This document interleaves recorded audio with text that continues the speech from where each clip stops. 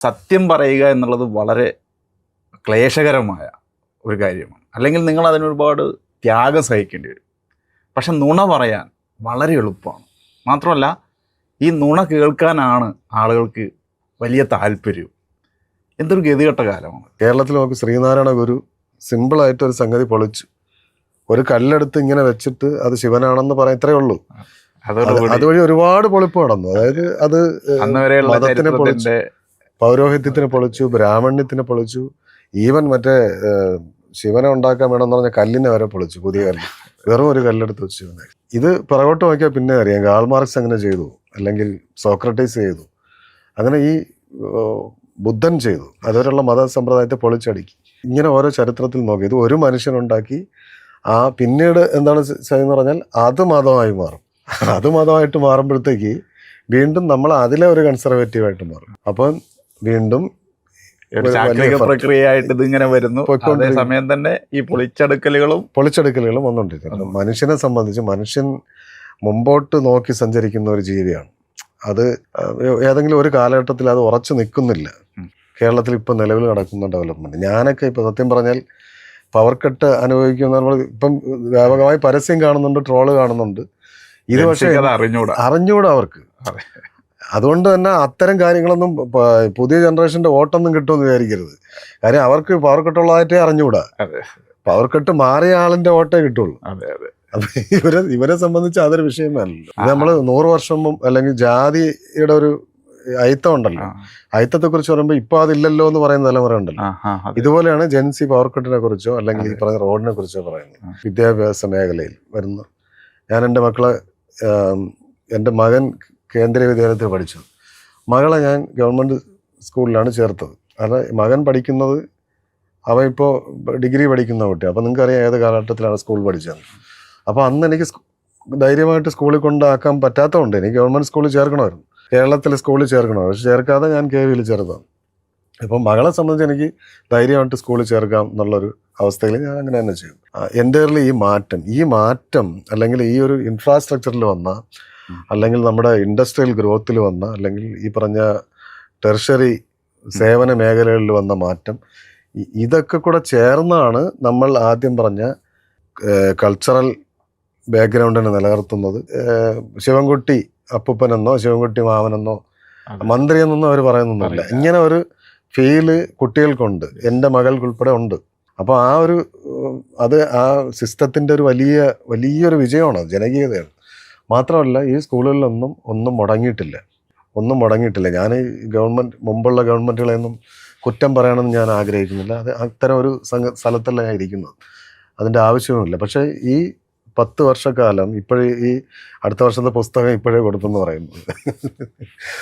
അപ്പം എന്താ പറയുന്നത്, അത് തലമുറയെ ഒരു പക്ഷേ വരുന്ന തലമുറ കുറേ കൂടി ഉയർന്ന തരത്തിലേക്ക് പോകാൻ ഈ ഒരു നിലവിലുള്ള നമ്മുടെ പൊതുവിദ്യാഭ്യാസം അവർക്ക് സഹായകമാകും. അതിനങ്ങനെ തുടരേണ്ടതുണ്ട്.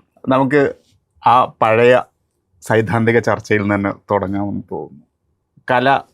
കലയ്ക്ക് വേണ്ടിയാണോ അതോ കല മനുഷ്യന് വേണ്ടിയാണോ? ഇത് വളരെ പുരാതനമായ ഒരു ചോദ്യവും പുരാതനമായ ഒരുപാട് ചർച്ച നടന്നിട്ടുള്ള ഒരു ചോദ്യമാണ്. യഥാർത്ഥത്തിൽ കല എന്നത് സത്യത്തിൻ്റെ ആവിഷ്കാരമായിട്ടാണ് ഞാൻ മനസ്സിലാക്കുന്നത്. ഒരുപക്ഷെ സത്യത്തെ കുറേ കൂടി റിയലായിട്ട് മറ്റൊരാൾക്ക് കാണിച്ചു കൊടുക്കാനുള്ള ഒരു മാധ്യമമാണ് കല. അത് ഒരുപക്ഷെ ഇങ്ങനെ മറ്റേതിനേക്കാളും ഒരുപക്ഷെ നമ്മൾ ഒരാളെ പറഞ്ഞ് മനസ്സിലാക്കുന്നതിനേക്കാളും ഒരു കലയ്ക്ക് ആ റിയാലിറ്റിയെ, അല്ലെങ്കിൽ എന്താണ് ജീവിതത്തിൻ്റെ അർത്ഥം എന്നുള്ളതിനെ കുറേ കൂടെ വ്യക്തമായി മറ്റൊരാൾക്ക് പറഞ്ഞ് മനസ്സിലാക്കാൻ പറ്റും. ഞാനിങ്ങോട്ട് വന്നപ്പോൾ ഞാൻ പഴയ ഒരു ചെറിയ കഥ ആലോചിച്ച് വരികയായിരുന്നു. അതെൻ്റെ അമ്മുമ്മ പറഞ്ഞു തന്ന കഥയാണ്. അതൊരു രാജാവിൻ്റെ കഥയാണ്, രാജാവിൻ്റെയും ശൂരകൻ്റെയും കഥയാണ്. ഒരുപക്ഷെ അറിയാമായിരിക്കും. അതിങ്ങനെയാണ്, ഒരു രാജാവ് ഉണ്ടായിരുന്നു, അദ്ദേഹത്തെ സ്ഥിരം മുടി വെട്ടുന്ന ഒരു ശൂരകൻ. അപ്പോൾ അയാൾക്ക് മാത്രം അറിയാവുന്ന രഹസ്യം എന്ന് പറഞ്ഞാൽ ഈ രാജാവിൻ്റെ ഒരു കാത് വലുതും ഒരു കാത് ചെറുതും എന്നാണ്. അപ്പോൾ ഇത് പുറത്ത് പറയാൻ പാടില്ല. പുറത്ത് ഒരാൾ അറിഞ്ഞാൽ രാജാവിന് വലിയ അപമാനമാണല്ലോ. അങ്ങനെ പറയാൻ പാടില്ല, പറഞ്ഞാൽ അത് ഭയങ്കര പ്രശ്നമാകുമെന്ന് ഇയാൾക്ക് തന്നെ അറിയാം. പക്ഷേ ഇയാൾ ഒരു സമയത്ത് ഇയാളുടെ ഭാര്യയോട് പറയും. ഈ ഭാര്യയാണെങ്കിൽ തൊട്ടടുത്ത ദിവസം ചെന്നിട്ട് തുണി അലക്കുന്ന കടവിൽ ചെന്നിട്ട് അവിടെ വരുന്ന പെണ്ണുങ്ങളിൽ ഒരാളോട് പറയും, നിനക്കറിയാമോ ഇങ്ങനെ സംഭവമുണ്ട്, നമ്മുടെ രാജാവ് ഭയങ്കര സംഭവമാണെങ്കിലും അദ്ദേഹത്തിൻ്റെ ഒരു കാത് വലുതും ഒരു കാത് ചെറുതുമാണെന്ന് പറയും. അപ്പോൾ ഇത് പെട്ടെന്ന് അത് രാജ്യമാകെ പടരുകയും രാജാവിൻ്റെ അതുവരെയുള്ള സകല ഇമേജിനെ ബാധിക്കുകയും ഈ പറഞ്ഞ ശുരകനെ പെട്ടെന്ന് തന്നെ വധശിക്ഷയ്ക്ക് വിധേയനാക്കി ഒരു സ്ഥലത്ത് കൊണ്ട് അയാളെ കൊന്നിട്ട് ഒരു സ്ഥലത്ത് അടക്കം ചെയ്തു. അവിടെ ഒരു മരം നട്ടു. പിന്നീട് ഈ മരം വളർന്നു വരും. അതിനുശേഷം അപ്പോൾ അതോടുകൂടി പ്രശ്നങ്ങൾ സോൾവായി. രാജാവിനെ സംബന്ധിച്ച് പ്രശ്നം സോൾവായി. ആ സത്യം മണ്ണിനടിയിലായി. പിന്നെ ആരും മിണ്ടാതായി. അങ്ങനെ ഇരിക്കെ ഈ മരം വളർന്നു വന്നു. ആ മരം ഈ ചെണ്ടയുടെ കമ്പുണ്ടാക്കുന്ന മരമാണ്. അങ്ങനെ ഈ കമ്പെടുത്തിട്ട് ചെണ്ടക്കാർ ചെണ്ട അടിക്കുന്നു. അപ്പോൾ ചെണ്ട അടിക്കുമ്പോൾ കേൾക്കുന്ന താളം ഇതാണ്: രാജാവിൻ്റെ ഒരു കാത് വലുതും ഒരു കാത് ചെറുതും. ഇതിങ്ങനെ എത്ര അടിച്ചാലും ഈ താളം മാത്രമേ കേൾക്കുള്ളൂ. ഈ താളത്തിലാണ് വരുന്നത്. അപ്പോൾ നാട്ടുകാരെല്ലാം ഇത് കേൾക്കുകയും വീണ്ടും ചിരിക്കുകയും ചെയ്തു.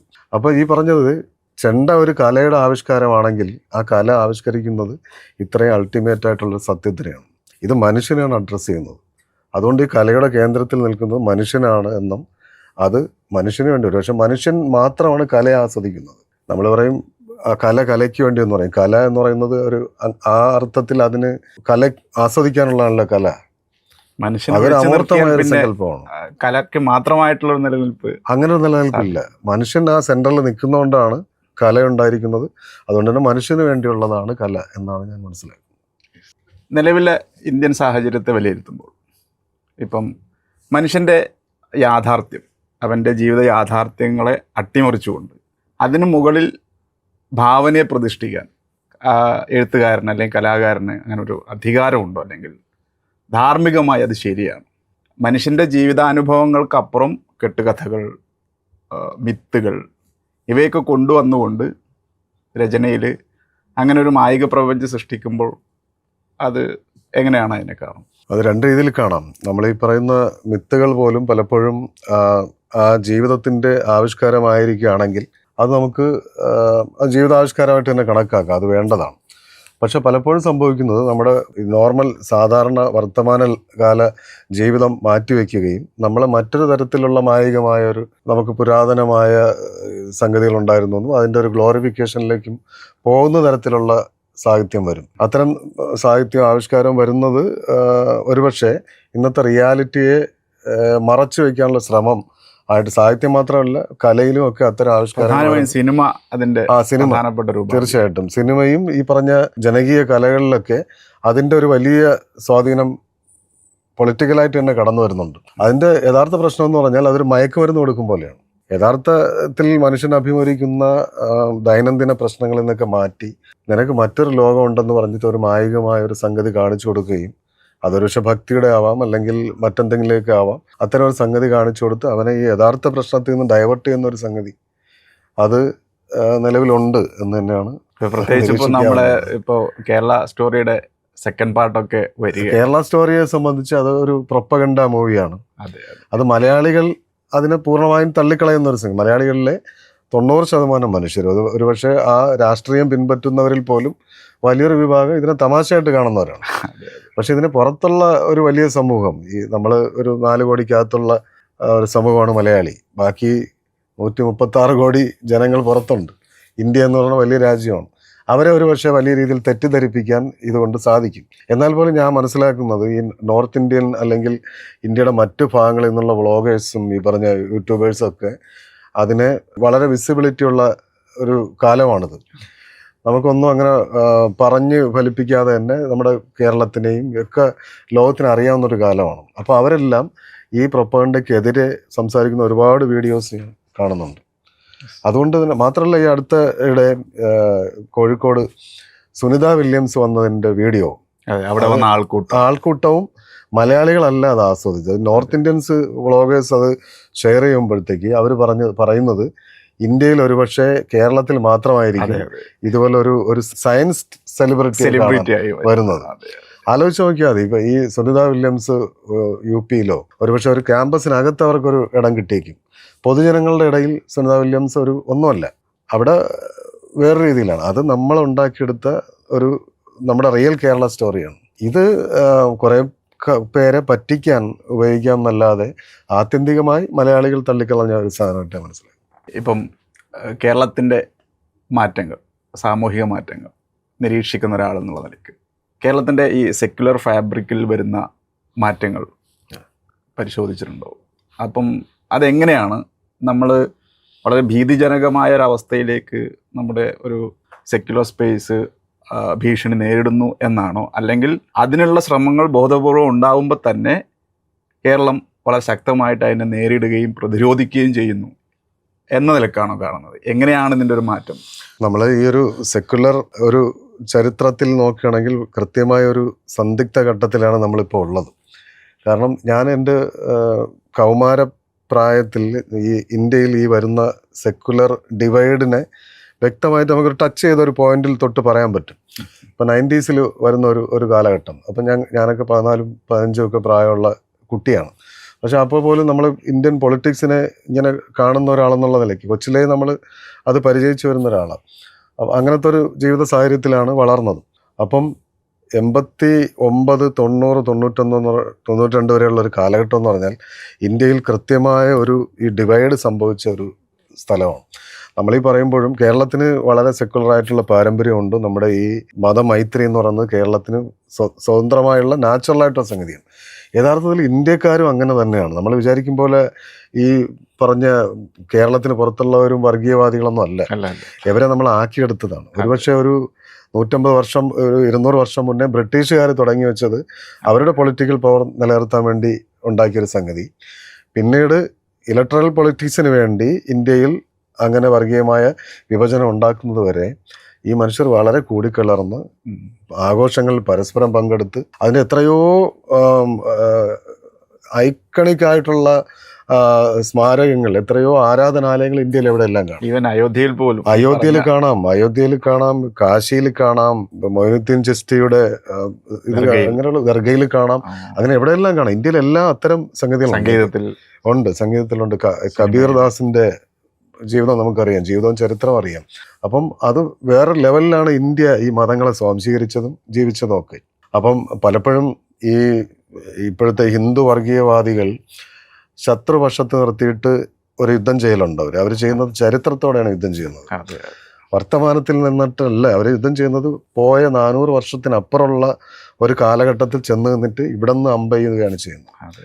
അപ്പം നിങ്ങൾക്ക് നോക്കിയാൽ ഇപ്പം അവർ പ്രധാനമായി ആക്രമിക്കുന്നത് ഔറംഗസീബിനെയാണ്. അതിൽ ഏറ്റവും വലിയ രസം എന്ന് പറഞ്ഞാൽ ഔറംഗസീബിന്റെ സൈന്യം മഹാരാഷ്ട്രയിലേക്ക് വരുമ്പോൾ അതിനെ നയിച്ചത് മഹാരാജ ജയ്സിംഗ്, രജപുത്ത് നേതാക്കളെ, രജപുത്ത് രാജാക്കന്മാരാണ് അവരെ നയിച്ചുകൊണ്ട് വന്നത്. അവർ ഈ മറാഠയിലേക്ക് കയറുമ്പോൾ അവരെ സ്വീകരിച്ചത് അവിടുത്തെ ബ്രാഹ്മിൺസാണ്. ശിവജിക്കെതിരായി നിന്ന ബ്രാഹ്മിൺസാണ്. അതുപോലെ ഇതിന്റെ ഏറ്റവും മറ്റൊരു രസം എന്ന് പറഞ്ഞാൽ ശിവജിയുടെ കടൽ സൈന്യത്തിന്റെ തലവൻ എന്ന് പറയുന്നത് ഒരു മുസ്ലിം സേനാധിപൻ, നമ്മുടെ കുഞ്ഞാലി മരയ്ക്കാരൻ. അപ്പോൾ അതൊക്കെ മാറ്റി വെച്ചിട്ട് നമ്മൾ ഔറംഗസീബിനെതിരെ ഹിന്ദു മുസ്ലിം എന്നുള്ള ദ്വന്ദ്വം ഉണ്ടാക്കിയിട്ട് ഒരു യുദ്ധം ആരംഭിക്കും. 90s നോക്കുമ്പോൾ നമുക്കറിയാം അത് വളരെ വിസിബിളായിട്ട് നമ്മുടെ ചരിത്രത്തിൽ ഉണ്ട്. ഞാൻ ആ പ്രായത്തിൽ ഇങ്ങനെ രാഷ്ട്രീയം കണ്ട് ജീവിച്ചുകൊണ്ട് ഞാൻ തൊട്ടറിഞ്ഞൊരു കാലമാണ്. അപ്പോൾ ആ സമയത്ത് രഥയാത്ര വരുന്നു, അതിനുശേഷം ബാബറി മസ്ജിദിൻ്റെ തകർച്ച വരുന്നു, അതിൻ്റെ തകർക്കൽ വരുന്നു. ഇങ്ങനെയൊക്കെ വരുമ്പോഴത്തേക്കും കൃത്യമായൊരു ഡിവൈഡ് നമുക്ക് പോയിന്റ് തൊട്ടിട്ട് ഇത് മുതലാണ് നമ്മുടെ രാജ്യം കൃത്യമായ ഡിവൈഡിലേക്ക് പോയെന്ന് അങ്ങനെ പറയാൻ പറ്റും. ഓക്കെ, എൻ്റെ നാട്ടിലെ ഒരു ചരിത്രം ഞാൻ എൻ്റെ 20 എന്ന് പറഞ്ഞ നോവലിൽ എഴുതിയിട്ടുണ്ട്. അപ്പോൾ അവിടെ വളരെ പാരമ്പര്യമുള്ള ക്ഷേത്രം, നൂറ്റാണ്ടുകളുടെ പാരമ്പര്യമുള്ള ക്ഷേത്രമാണ് നെട്ടേക്കോട് ക്ഷേത്രം എന്നാണ് എൻ്റെ പേര്. ഈ ക്ഷേത്രത്തിലെ ഏറ്റവും വലിയ പ്രത്യേകത എന്ന് പറഞ്ഞാൽ അവിടെ ഒരു ഖുറാൻ വെച്ച് പൂജിച്ചിരുന്നു. ഒരുപക്ഷെ നിങ്ങൾ ആദ്യമായിട്ട് കേൾക്കുന്നതാവും. അവിടെ 7 പടുക്ക എന്ന് പറഞ്ഞാൽ അറിയാലോ, ഇങ്ങനെ എല്ലാ വർഷവും പൂജ നടത്തുന്ന ഒരു സംഗതിയാണ്. അപ്പോൾ 7 സങ്കല്പങ്ങൾ, 7 ദൈവങ്ങൾക്ക് വേണ്ടി പടുക്ക വെച്ച് പൂജിക്കും. 8ാമത്തെ പടുക്ക എന്ന് പറയുന്നത് ഖുറാനായിരുന്നു. അതിന്റെ ഒരു മിത്ത് എന്താണ്, അല്ലെങ്കിൽ അതിന്റെ ഒരു ഐതിഹ്യം? അതെന്ന് പറഞ്ഞാൽ ഒരു പഴയ തലമുറയിലെ ഒരു ലബ്ബ, അദ്ദേഹത്തിന്റെ പേര് എറവാങ്കോട് ലബ്ബ എന്ന് പറയുന്ന ഒരു ലബ്ബയുണ്ട്. നാഗർകോവിൽ സൈഡിൽ, അതായത് തിരുവിതാംകൂറിന്റെ തെക്കൻ ഭാഗത്താണ് അദ്ദേഹത്തിന്റെ, അവിടെ നിന്നാണ് വരുന്നത്. അവിടെ ഒരു പള്ളിയുണ്ട്. അപ്പോൾ ഈ മനുഷ്യൻ അവിടെ വന്നെന്നും അദ്ദേഹത്തിന്റെ ഒരു എന്താ പറയുക, ഈ കുടുംബത്തിലെ കാരണവർക്ക് ഒരു തമ്പിയാണ്, അദ്ദേഹത്തിന് ഒരു ഖുറാൻ കൊടുത്തിട്ട് പോയെന്നാണ് അതിൻ്റെ ഒരു കഥയല്ല, യാഥാർത്ഥ്യമാണ്. ഈ ഖുറാൻ അവിടെ 90s വരെ അവിടെ വെച്ചുകയും പൂജിക്കുകയും ചെയ്തിരുന്നു. 90കളായപ്പോൾ ഞാൻ നമ്മൾ പറഞ്ഞ ഡിവൈഡിങ് പോയിന്റിലെത്തി. അപ്പോഴത്തേക്ക് ഈ ഖുറാൻ അവിടെ ഇരിക്കുന്നതിനെ ചോദ്യം ചെയ്തു തുടങ്ങി. ആരാണ് ചോദ്യം ചെയ്തത്? ഈ ഹിന്ദുക്കൾ മാത്രം, ഹിന്ദു വർഗീയവാദികൾ മാത്രമല്ല, മുസ്ലിം വർഗീയവാദികളും ചോദ്യം ചെയ്തു. അവർ രണ്ടുപേർക്കും ഒരേ ന്യായമാണ്. അവർക്ക് അവർ പരസ്പര ഞങ്ങളുടെ സഹായ ഖുറാൻ സംഘം. എങ്ങനെ അവിടെ കൊണ്ടുവയ്ക്കാൻ പറ്റും? അത് അങ്ങനെ വയ്ക്കാനുള്ളതല്ലോ. അതെ, അതെ. മറ്റവർ ചോദിക്കുന്നതും അതാണ്, ഖുറാൻ എങ്ങനെ ഇവിടെ കൊണ്ടുവയ്ക്കും? അങ്ങനെ അവർക്കെടുത്ത് മാറ്റേണ്ടി വന്നു. കഴിഞ്ഞ ഒരു 2 മാസം മുന്നേ വീട്ടുകാരോട് പോയി സംസാരിക്കുന്നത്. അപ്പോൾ കുറേ കൂടെ കാര്യങ്ങൾ മനസ്സിലാക്കി. അപ്പോൾ ഈ അവിടുത്തെ ഒരു പുതിയ തലമുറയിലെ ആൾ പറഞ്ഞത്, എല്ലാ വർഷവും ഈ ദർഗയിൽ ഉത്സവം നടക്കുമ്പോൾ, ഈ പള്ളിയിൽ നാഗർകോവിലെ ഈ റവാങ്കോട് എന്ന് പറഞ്ഞ പള്ളിയിൽ ഉത്സവം നടക്കുമ്പോൾ ഇദ്ദേഹത്തിൻ്റെ അച്ഛൻ ഈ 2 ആൺമക്കളെയും കൊണ്ട് അവിടെ പോകുമായിരുന്നു. ഈ തമ്പിയുടെ തമ്പി എന്ന് പറഞ്ഞാൽ വളരെ സവർണ സമുദായമാണ്, മനസ്സിലാക്കുന്നത്. രാജകുടുംബമായിട്ടൊക്കെ ബന്ധമുള്ള ഒരു കുടുംബമാണ്, വലിയ ക്ഷേത്രമാണ്. അപ്പോൾ ഇങ്ങനെ കൊടുക്കൽ വാങ്ങൽ നിലനിന്നൊരു സമൂഹമാണ് നമ്മുടെ. മലയാളികൾ മാത്രമല്ല, ഇന്ത്യക്കാർക്ക് ആ ശീലം ഉണ്ടായിരുന്നു. നിങ്ങൾക്കറിയാം, പല പള്ളികളിലും ഈ തിരുവനന്തപുരത്ത് തന്നെ ഭീമാ പള്ളിയിൽ ഈ ഹിന്ദുക്കൾ ധാരാളമായിട്ട് പോകും. അങ്ങനത്തെ ഈ ധാരാളം പള്ളികളും ക്ഷേത്രങ്ങളും ഒക്കെ ഇങ്ങനെ ഉണ്ട്. അപ്പോൾ അങ്ങനെയുള്ളൊരു ഫാബ്രിക്കാണ് ഇത്. ഈ ഒരു പ്രത്യേക കാലഘട്ടം നോക്കും, നമ്മളിവിടേക്ക് ഇതിനെ തകർക്കണം. ഈ ഒരു സെക്കുലർ ഫാബ്രിക്കിനെ വലിച്ച് കീറിയെടുക്കണം. അത് മാറ്റിയാൽ മാത്രമേ നമ്മുടെ ഈ ഒരു കമ്മ്യൂണൽ കോമ്പോസിഷൻ, അല്ലെങ്കിൽ ഈ ഒരു സെക്കുലർ കോമ്പോസിഷൻ തകർത്താൽ മാത്രമേ ഈ പറഞ്ഞ ഡിസ്ട്രക്റ്റീവായുള്ള ആശയങ്ങൾക്ക് കടന്നു വരാൻ പറ്റും. അതത്ര എളുപ്പമല്ലെന്ന് അവർക്കറിയാം. അതിനുവേണ്ടി എന്തൊക്കെ ചെയ്യാൻ പറ്റുമോ, അതിനുവേണ്ടി എന്തെല്ലാം നുണപ്രചരണങ്ങൾ ചെയ്യാൻ പറ്റുമോ അതെല്ലാം ചെയ്യുന്ന ഒരു കാലഘട്ടത്തിലാണ് നമ്മൾ നിൽക്കുന്നത്. നമ്മൾ വലിയ തോതിൽ തന്നെ പ്രതിരോധിക്കുന്നുണ്ട്, പ്രതിരോധം നടക്കുന്നുണ്ട്. പക്ഷേ ഇതിനപ്പുറത്തേക്ക് പ്രതിരോധം കൊണ്ടുപോകേണ്ട ആവശ്യമുണ്ടെന്നാണ് ഞാൻ മനസ്സിലാക്കുന്നത്. ആ നിലയിൽ നമുക്ക് തൽക്കാലത്തേക്ക് നമുക്ക് പ്രതിരോധിച്ച് നിൽക്കാൻ സാധിക്കുന്നുണ്ടെങ്കിലും ഭീഷണി ഉണ്ടെന്ന് അർത്ഥം. തീർച്ചയായിട്ടും ഭീഷണിയുണ്ട്. കാരണം അവർ എപ്പോഴും നമുക്കറിയാമല്ലോ, വർഗീയവാദികൾ പറയുന്നത് തങ്ങൾ സ്വയം ഇൻസെക്യൂർഡ് ആണെന്നുള്ള അവസ്ഥയിലേക്ക് അവരുടെ മതസ്ഥരെ എത്തിച്ചു കഴിഞ്ഞാൽ പിന്നെ എളുപ്പമാണ്. മറ്റൊരു മറുഭാഗത്തൊരു ശത്രുവിനെയും കൊടുക്കും. അവർ കാരണം നമ്മുടെ എല്ലാം പോകുന്നു. ആത്യന്തികമായി ഇതിനൊരു എക്കണോമിക് സാമ്പത്തികമായ ഘടകങ്ങളും ഉണ്ട്. നമ്മൾക്ക് ഈ സമയത്ത് എനിക്ക് ഓർമ്മ വന്നത്, ഇപ്പൊ കഴിഞ്ഞ മാസം മലപ്പുറത്ത് കേരളത്തിലെ ആദ്യത്തെ കുംഭമേള എന്ന് പറഞ്ഞ ഒരു മോഡൽ അവതരിപ്പിക്കുന്നത്. അപ്പം അവരതിൽ വിചാരിച്ചു കാണുക ഒരു പക്ഷേ അതിൻ്റെ ഭാഗമായിട്ട് ഒരു സംഘർഷമൊക്കെ ഉണ്ടാക്കിയെടുക്കാം എന്നായിരിക്കാം. പക്ഷേ അങ്ങനെ ഉണ്ടായില്ലെന്ന് മാത്രമല്ല, എല്ലാവരുടെയും സഹകരണത്തിൽ അത് നടക്കുകയാണ് ചെയ്തത്. അപ്പം പക്ഷേ അതിൻ്റെ അവസാനത്തെ സെഷനിൽ പങ്കെടുത്ത ചില ആളുകൾ വളരെ വർഗീയമായ പരാമർശത്തോടുകൂടി സംസാരിക്കും. ആക്ച്വലി 2019 അലഹബാദ് കുംഭമേളയിൽ ഞാൻ പോയിട്ടുള്ളതാണ്. ഞാൻ പോയെന്ന് പറഞ്ഞാൽ ഞാൻ 15 ദിവസം അവിടെ ഞാൻ ഉണ്ടായിരുന്നു. അപ്പം ഞാനും എൻ്റെ ഫ്രണ്ടും ഉണ്ട്. ആ കുംഭമേള എന്ന് പറഞ്ഞാൽ നമുക്കറിയാമല്ലോ, ലക്ഷക്കണക്കിന് കോടിക്കണക്കിന് ആൾക്കാർ വരുന്ന സ്ഥലമാണ്. അതിൻ്റെയും സംഗതി മനസ്സിലാക്കാനുള്ള, ഇന്ത്യയിലല്ല ലോകത്തിലെ തന്നെ ഏറ്റവും വലിയ ഇതുപോലുള്ള ഒരു മനുഷ്യർ വരുന്ന ഇടമാണ്. ആ UP ആണ് നമ്മളീ പറയുന്ന UPയിൽ പോലും. അവിടെ ഈ മുസ്ലിംസ് അതിനകത്തും കച്ചവടം നടത്തുന്നവരുണ്ട്. അങ്ങനെ ഒരു സംഗതി ഇന്ത്യക്കുണ്ട്. അത് പൂർണ്ണമായിട്ട് പൊളിച്ചു കളയാനൊന്നും അവർക്ക് ആയിട്ടില്ല. എത്ര ശ്രമിച്ചാലും അങ്ങനെ ആവരുതെന്നാണ് നമ്മുടെ ആഗ്രഹം. സാധിക്കണമെങ്കിൽ ഇടയ്ക്ക് സാധിക്കണമായിരുന്നു. കാരണം ചെയ്യാനുള്ള ഒരുപാട് കാര്യങ്ങൾ ചെയ്തു. ഇനി അത് അവരുടെ നോർത്ത് ഇന്ത്യയെ സംബന്ധിച്ച്, നോർത്ത് ഇന്ത്യൻ ഹിന്ദു മതത്തിനെ സംബന്ധിച്ച്, അല്ലെങ്കിൽ അവരുടെ കൾച്ചറിനെ സംബന്ധിച്ച് കുംഭമേള അതിൻ്റെ ഭാഗമാണ്. എന്നാൽ മലയാളികളെ സംബന്ധിച്ച് കുംഭമേള എന്നൊരു സംഗതി ഇല്ല. നമ്മുടെ ചരിത്രത്തിലില്ല, നമ്മുടെ ഐതിഹ്യങ്ങളിൽ അങ്ങനെ ഒരു സംഗതി ഇല്ല. അതിന് പുതിയതായിട്ട് കൊണ്ടുവരികയാണ്. അങ്ങനെ അവിടെ നിന്ന് ഇങ്ങനെ ഇറക്കുമതി ചെയ്ത് കൊണ്ടുവരുന്ന പോലെ കൊണ്ടുവരികയാണ്. നിലവിൽ നടത്തിക്കോട്ടെ എന്നുള്ള നിലയ്ക്ക് നമ്മൾ അങ്ങനെ കണ്ടു. അതിനെയും ഒരു ഉത്സവമായിട്ട് കണ്ടു. അങ്ങനെ ഇഷ്ടംപോലെ കച്ചവടം നടത്തും. പക്ഷെ അവിടെയും വന്നിട്ട് ഈ വർഗീയത വിൽക്കാൻ ശ്രമിക്കുമ്പോഴത്തേക്കാണ് ആക്ച്വലി ഇതിനെല്ലാം പൊളിറ്റിസൈസ് ചെയ്ത് എടുക്കണം എന്ന് ആഗ്രഹിക്കുന്നിടത്താണ് പ്രശ്നം. അല്ലെങ്കിൽ ഇപ്പോൾ ഒരു മതവിശ്വാസി ആർക്കും ദ്രോഹമൊന്നും അല്ല. അയാളൊരു അന്ധവിശ്വാസി ആവാത്തിടത്തോളം, അല്ലെങ്കിൽ അയാൾ മറ്റൊരു ആൾക്ക് ദ്രോഹം ചെയ്യാത്തിടത്തോളം മതവിശ്വാസിയൊന്നും നമുക്ക് ഒരു മതേതര ഒരു സമൂഹത്തിൽ അംഗീകരിക്കേണ്ടതാണ്. തീർച്ചയായും. ദൈവവിശ്വാസി കുറെ കൂടെ പാവപ്പെട്ട മനുഷ്യനാണ് ദൈവവിശ്വാസി. അവരെ നമ്മൾ അങ്ങനെ തന്നെ വിടേണ്ടതാണ്. പക്ഷെ അവരിലേക്ക് ഈ വർഗീയത കടന്നു വരുമ്പോൾ, അല്ലെങ്കിൽ ഈ ഒരു ഇൻസെക്യൂരിറ്റി ഫീൽ കടന്നു വരുമ്പോഴത്തേക്ക് അവരെ ഭയങ്കരമായ ഒരു അക്രമീയമായ വിധം മാറും. അവർ തന്നെ ആരെ കൊല്ലാനൊന്നും, ഇപ്പൊ സ്ത്രീകൾ പോലും നമ്മൾ ഈ നാസികളുടെ ചരിത്രം നോക്കി വളരെ മാന്യമായിട്ട് ജീവിക്കുന്ന സ്ത്രീകൾ പെട്ടെന്ന് കുട്ടികളെയൊക്കെ കൊല്ലുന്ന അവസ്ഥയിലേക്ക് മാറി. ഇത് മനുഷ്യന്റെ ഒരു വയറിങ്ങിന്റെ പ്രശ്നമാണ്. അവരെ നമുക്ക് പെട്ടെന്ന് കൺവേർട്ട് ചെയ്യാനൊക്കെ പറ്റും, വലിയ കാര്യമൊന്നുമില്ല. അതുകൊണ്ടാണ് അവർ ഭീഷണി നിലനിൽക്കുന്നത്. ഇങ്ങനെ നിരന്തരമായ പ്രചരണത്തിലൂടെ മനുഷ്യരെ ഒരുതരം ഭ്രാന്തമായ അവസ്ഥയിൽ എത്തിച്ചിട്ട് മറ്റു മനുഷ്യനെതിരെ കത്തിയെടുത്ത് കുത്താൻ, ഒരുപക്ഷെ നമ്മളൊരു കോളേജിലെ പ്രൊഫസറായിരിക്കാം, സയൻറ്റിസ്റ്റ് ആയിരിക്കാം, വളരെ മാന്യമായി ഓഫീസിൽ ജോലി ചെയ്യാൻ പോകുന്ന ഒരാളായിരിക്കാം. പക്ഷെ നാളെ ഇതേ പ്രചരണത്തിൻ്റെ ഇരയായിട്ട് ഇയാൾ തന്നെ ഒരു കത്തിയെടുത്ത് അയാളുടെ സഹപ്രവർത്തനയോ കുത്തി കൊല്ലേണ്ട ഒരു അവസ്ഥയിലേക്ക് വരും.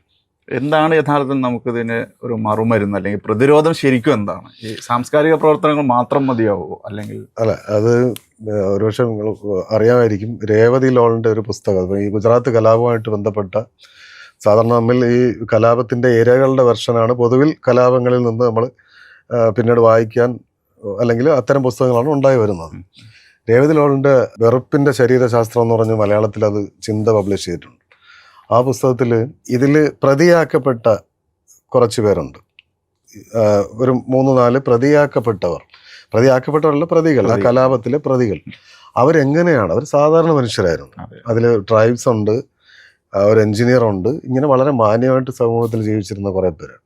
ഇവർ നിരന്തരമായ ഈ പ്രൊപ്പഗണ്ട കൊണ്ടും പലതരത്തിൽ അവരുടെ ജീവിതത്തിലേക്ക് ഈ ആശയങ്ങൾ കടന്നു വന്നതുകൊണ്ടും പെട്ടെന്നല്ല ഇവർ ആയുധം എടുത്തത്. അതിന് ദശാബ്ദങ്ങളുടെ ഒരു പ്രോസസ്സ് നടക്കുന്നുണ്ടായിരുന്നു. അത് ഈ കൾച്ചറിനകത്ത് കയറിയിട്ട് നടത്തുന്ന ഒരു പരിപാടിയാണ്. അത് ന്റെ അവസാനമാണ് നമ്മൾ ഈ കാണുന്ന ഇയാള് പെട്രോളുമായിട്ട് നിൽക്കുന്നത്. അയാളൊന്നും ഒരിക്കലും ഒരു വർഗീയവാദികളെ ആൾക്കാരല്ല അവർ, അല്ലെങ്കിൽ ഒരു അതിക്രമികളല്ല. അതിനു മുമ്പ് ഒരു കേസ് അവരുടെ പേരിൽ രജിസ്റ്റർ ചെയ്യപ്പെട്ടിട്ടില്ല. പക്ഷേ ഒരു സന്ദർഭം ഒത്തു വന്നപ്പോൾ ഇവരുടെ അതുവരെ സമാഹരിച്ച വെറുപ്പും വിദ്വേഷവും എല്ലാം കൂടെ ഒറ്റ നിമിഷത്തിൽ അവർ ഒരു ഗ്യാസ് കുറ്റിയായിട്ട് അവർ അയൽവക്കത്തുള്ളവരെ കൊല്ലാനും, 18-19 വയസ്സുള്ള പിള്ളേർ അവർ അതുവരെ ചേച്ചി എന്ന് വിളിച്ചിരുന്ന ആൻറ്റി എന്ന് വിളിച്ചവരെ റേപ്പ് ചെയ്യാനും ഒക്കെ പറ്റുന്ന തരം മാനസികാവസ്ഥയിലേക്ക് കൊണ്ടുപോകുന്നു. ഇങ്ങനെയാണ് ഈ വർഗീയത വർക്ക് ചെയ്യുന്നത്. ഇത് നമ്മൾ ഏത് റൂട്ടിൽ വർക്ക് ചെയ്യണം എന്നുള്ളത് നമ്മൾ പഠിച്ചു ചെയ്യേണ്ട കാര്യമാണ്. ഇതൊരു ഒരു ലൈനിൽ എഴുതി അവസാനിപ്പിക്കാവുന്ന പരിഹാരം ഇതിനില്ല. അത് നമ്മൾ വലിയൊരു പ്രതിരോധം ഉണ്ടാക്കിയെടുക്കുകയും അതിന് മേലേക്ക് ഇവർ ഈ നമ്മുടെ പാരമ്പര്യം ഇതല്ല എന്ന് നമ്മൾ തലമുറയെ മനസ്സിലാക്കിക്കൊണ്ടേ നിരന്തരം പറഞ്ഞുകൊണ്ടേയിരിക്കണം എന്നുള്ളത്, വിളിച്ചു കൊണ്ടിരിക്കണം എന്നാണ്. ഇന്നത്തെ ഇന്ത്യയിൽ സത്യം പറയുക എന്നുള്ളത് വളരെ ക്ലേശകരമായ ഒരു കാര്യമാണ്. അല്ലെങ്കിൽ നിങ്ങൾ അതിനൊരുപാട് ത്യാഗം സഹിക്കേണ്ടി വരും. പക്ഷെ നുണ പറയാൻ വളരെ എളുപ്പമാണ്. മാത്രമല്ല ഈ നുണ കേൾക്കാനാണ് ആളുകൾക്ക് വലിയ താല്പര്യം. എന്തൊരു ഗതികെട്ട കാലമാണ് അത്. ഞാൻ അടുത്തിടെ വായിച്ചൊരു സംഗതിയാണ്. അതായത് നമ്മളെ ആശയം, നമുക്ക് ആൾറെഡി ചില ഊഹങ്ങളൊക്കെ, നമുക്ക് ചില തീരുമാനങ്ങളുണ്ട് നമ്മുടെ മനസ്സിൽ. നമുക്കൊരു പുതിയ ആശയത്തിനെ സ്വീകരിക്കാൻ നമുക്ക് ആൾറെഡി ഉള്ള ഈ തീരുമാനങ്ങൾ ആണ് തടസ്സം. അപ്പോൾ നമ്മൾ എന്ത് ചെയ്യും, നമുക്ക് സൗകര്യപ്രദമായ ആശയങ്ങൾ മാത്രം കേൾക്കാൻ തുടങ്ങും. ആ രീതിക്കാണ് നമ്മുടെ അൽഗോരിതം സെറ്റ് ചെയ്തിരിക്കുന്നത്, നമ്മുടെ സൈക്കോളജിക്കൽ. അതായത് നമ്മുടെ അൽഗോരിതം മീൻസ് ഈ സോഷ്യൽ മീഡിയ അൽഗോരിതം അങ്ങനെയാണ്. നിങ്ങൾ എന്താണോ ആവശ്യപ്പെടുത്തുന്നത്, അല്ലെങ്കിൽ നിങ്ങളുടെ എന്താണോ ആശയം, അതിനനുസരിച്ചുള്ള സംഗതികൾ മാത്രമേ നിങ്ങൾ കേൾക്കൂ. ഇനി മറ്റൊന്ന് നിങ്ങൾ കണ്ടു കഴിഞ്ഞാൽ നിങ്ങൾക്ക് റേജ് ബെയ്റ്റ് എന്ന് പറയുന്ന ഈ സാധനം ഉണ്ട്. അതായത് നിങ്ങൾക്ക് ദേഷ്യം വരും. അതങ്ങനെയല്ല, ഇതിൻ്റെ ബയോളജിക്കലായിട്ട് കാരണമുണ്ട്. ഞാൻ അതാണ് ലേറ്റസ്റ്റ് ആയിട്ട് വായിച്ച സംഗതി. ബയോളജിക്കൽ കാരണം എന്ന് പറഞ്ഞാൽ നമ്മൾ ആൾറെഡി ഉള്ള നമ്മുടെ മനസ്സ്, ബ്രെയിൻ സ്വീകരിച്ചു വെച്ചിട്ടുള്ള ഒരു ആശയത്തിനെ മാറ്റി ഒന്ന് പുനഃപ്രതിഷ്ഠിക്കണമെങ്കിൽ, അതിനെ ഒന്ന് മൊത്തം റീകൺസ്ട്രക്ട് ചെയ്യണമെങ്കിൽ നമ്മുടെ ശരീരത്തിനെ സംബന്ധിച്ച്, ബ്രെയിനിനെ സംബന്ധിച്ച് ഭയങ്കര എനർജി ചിലവുണ്ട്. ഒരുപാട് ചിന്തിക്കേണ്ടി വരും, ടയേർഡാവും.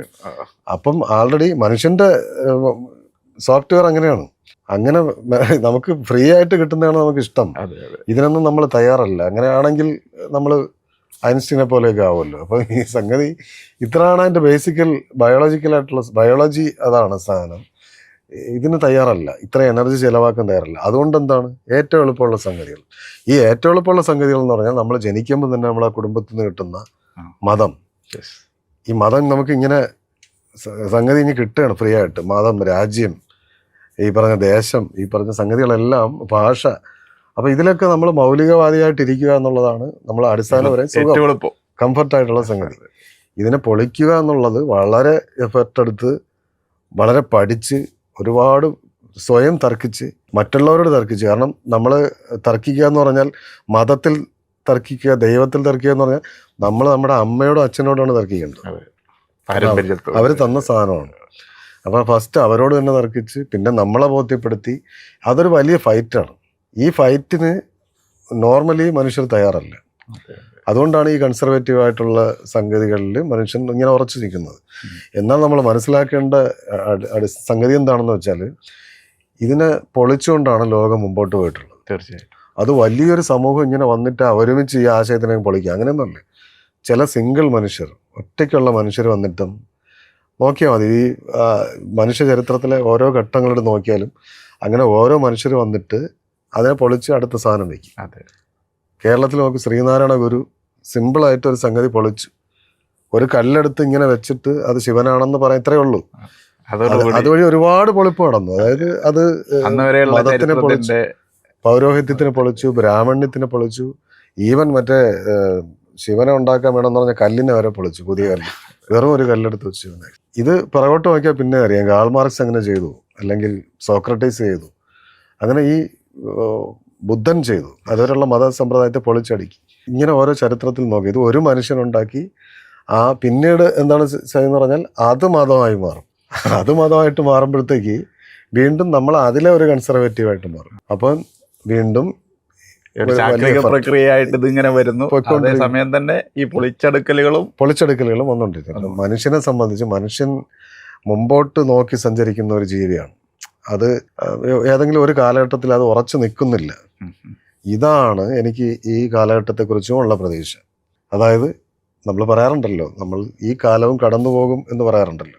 അതങ്ങനെ കടന്നു പോയല്ലേ പറ്റുള്ളൂ. തീർച്ചയായും. അങ്ങനെ ഒരു പ്രതീക്ഷയാണ്. ഒരുപക്ഷെ അതാണ് അതിൻ്റെ ആൻസർ. ഈ കാലങ്ങളും കടന്നു പോകും എന്നുള്ളതാണ്.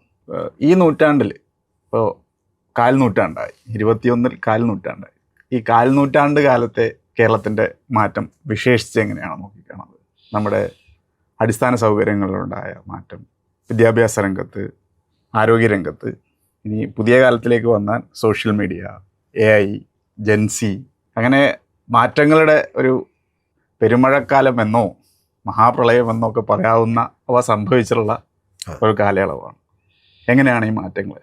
അതൊരു കറക്റ്റ് ഡിവൈഡാണ്. കാര്യം എൻ്റെ പ്രായം നോക്കുകയാണെങ്കിൽ അതിന് പുറകിൽ, അതായത് ഈ 2000-ന് പുറകിലും 24-25 വർഷം ജീവിച്ചു. അതിനുശേഷവും ഈ പറഞ്ഞ 25 വർഷം. അപ്പം നമ്മൾ ആ കൃത്യമായൊരു പോയിന്റിൽ ആയിരിക്കും ജനിച്ചതും ഇപ്പോൾ ഇരുന്ന് സംസാരിക്കുന്നതെന്ന് തോന്നുന്നു. കാര്യം അതിനുശേഷം വരുന്ന ഡിബേറ്റ്സ് നമുക്ക് എല്ലാവർക്കും അറിയാമെന്നുള്ള തന്നെ. ഒരു 2000-ന് ശേഷം പെട്ടെന്നാണ് വളരെ ഫാസ്റ്റായിട്ട് ലോകക്രമം മാറുന്നത്. അപ്പം ഞാൻ പലപ്പോഴും ചിന്തിക്കാറുണ്ട്. ഇപ്പം എനിക്ക് മുന്നേ, ഞാൻ കുട്ടിയായിരുന്നപ്പോഴത്തേക്ക് എനിക്ക് മുന്നേ 2 തലമുറയുള്ളൂ. എൻ്റെ അച്ഛൻ അല്ലെ അമ്മ അല്ലെ അവരുടെ മാതാപിതാക്കൾ. എന്നാൽ ഇപ്പോൾ എൻ്റെ മകൾക്ക് 14 വയസ്സ്. അത് ജെൻസിയിലുള്ളതാണ്.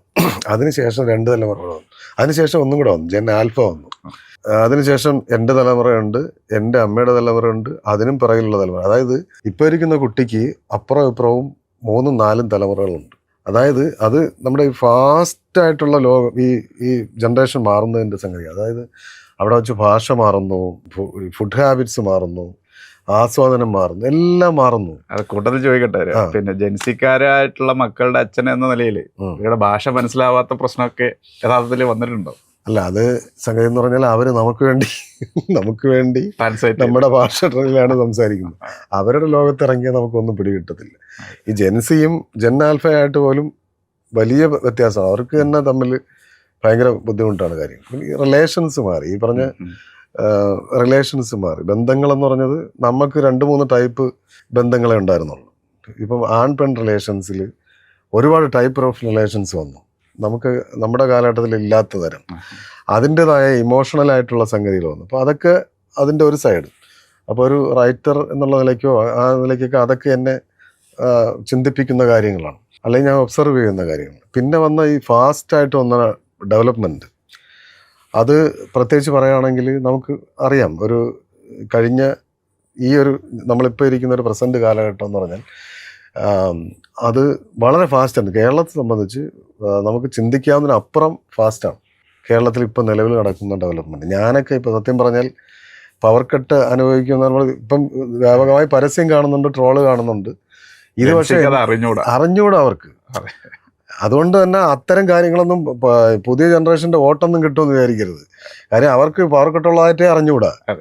പവർ കട്ട് മാറിയ ആളിന്റെ വോട്ടേ കിട്ടുള്ളൂ. അതെ അതെ. അപ്പൊ ഇവരെ സംബന്ധിച്ച് അതൊരു വിഷയമല്ലല്ലോ. അപ്പം അതൊന്ന്. പിന്നെ നല്ല റോഡിൽ കൂടെ അവര് സഞ്ചരിക്കുന്നുണ്ട്. അവരോട് പറയുകയാണ് റബ്ബറൈസ്ഡ് അല്ലാത്ത റോട്ടിൽ സഞ്ചരിച്ച് വളരെ കുറവാണ്. അവരോട് പറയുന്നത് പണ്ട് ഇവിടെ കട്ടറായിരുന്നു അല്ലെങ്കിൽ ഇതായിരുന്നു എന്ന് പറഞ്ഞാൽ അത് ഞാൻ എന്തിനു അറിയണമെന്നാണ് അവർ ചോദിക്കുന്നത്.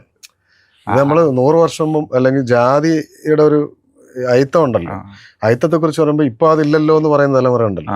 ഇതുപോലെയാണ് ജെൻസി പവർ കട്ടിനെ കുറിച്ചോ അല്ലെങ്കിൽ ഈ പറഞ്ഞ റോഡിനെ കുറിച്ചോ പറയുന്നത്. വിദ്യാഭ്യാസ മേഖലയിൽ വരുന്ന ഞാൻ എൻ്റെ മകൻ കേന്ദ്രീയ വിദ്യാലയത്തിൽ പഠിച്ചു.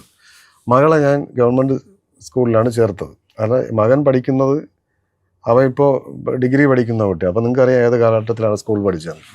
അപ്പോൾ അന്ന് എനിക്ക് ധൈര്യമായിട്ട് സ്കൂളിൽ കൊണ്ടാക്കാൻ പറ്റാത്തതുകൊണ്ട് എനിക്ക് ഗവൺമെൻറ് സ്കൂളിൽ ചേർക്കണമായിരുന്നു, കേരളത്തിലെ സ്കൂളിൽ ചേർക്കണമായിരുന്നു. പക്ഷെ ചേർക്കാതെ ഞാൻ KVയിൽ ചേർത്തതാണ്. ഇപ്പം മകളെ സംബന്ധിച്ച് എനിക്ക് ധൈര്യമായിട്ട് സ്കൂളിൽ ചേർക്കാം എന്നുള്ളൊരു അവസ്ഥയിൽ ഞാൻ അങ്ങനെ തന്നെ ചെയ്യും. അപ്പോൾ അതിൽ എനിക്ക് റിഗ്രറ്റ് ഇല്ല. കാരണം അടിമുടി മാറി എന്ന് തന്നെ പ്രയോഗിക്കാവുന്ന. തീർച്ചയായിട്ടും അങ്ങനെ തന്നെ പറയാം.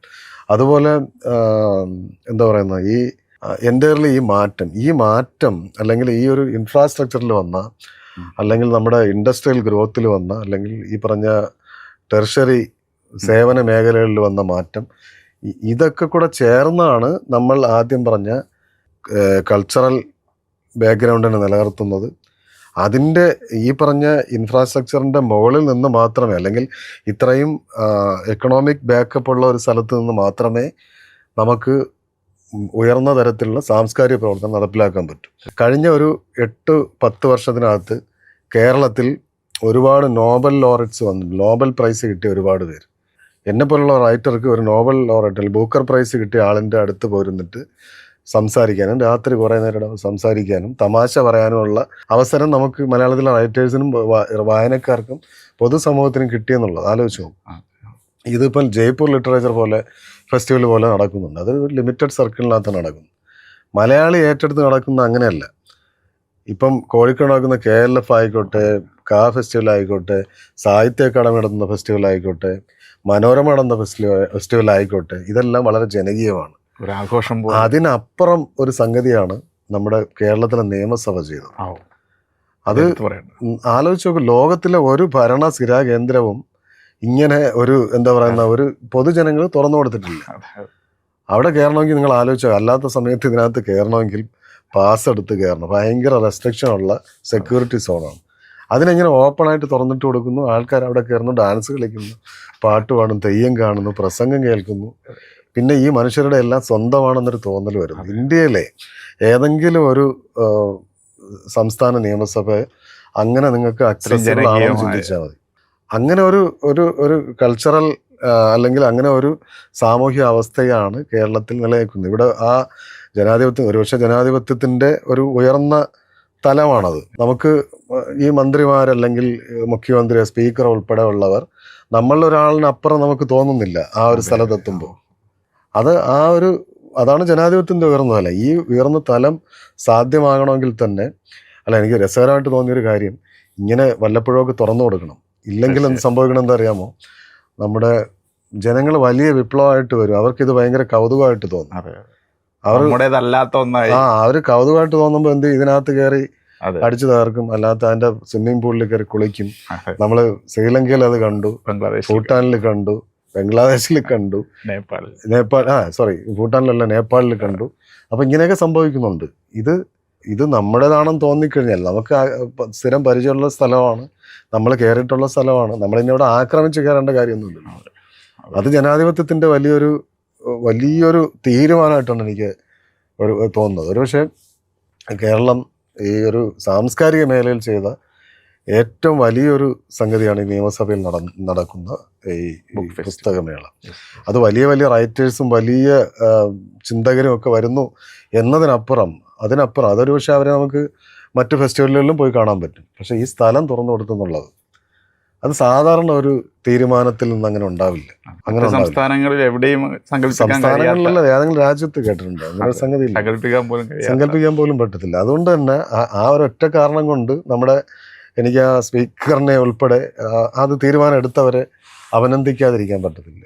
അത് നമ്മുടെ സമൂഹത്തിൽ ഉണ്ടാക്കുന്ന ഒരു ഇമ്പാക്റ്റ് എന്ന് പറയുന്നത്, ഒരു കൾച്ചറൽ ഇമ്പാക്റ്റ് എന്ന് പറഞ്ഞത് വളരെ വളരെ വലിയൊരു സംഗതിയാണ്. ഞാൻ ആക്ച്വലി ഞാൻ ഈ മകളുടെ കാര്യം പറഞ്ഞല്ലോ.